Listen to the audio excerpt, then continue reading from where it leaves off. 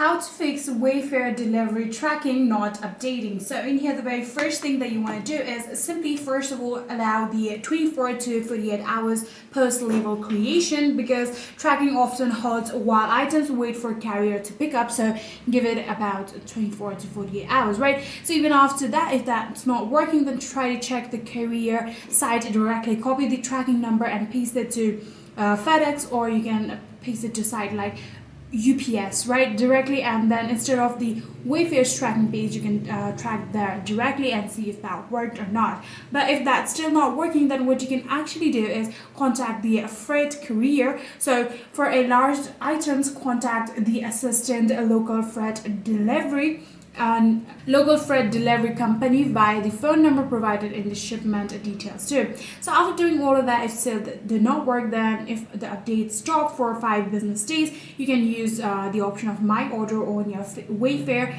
and you can tap on a problem with order link on the Wayfair and simply report it too. So yeah, that's it.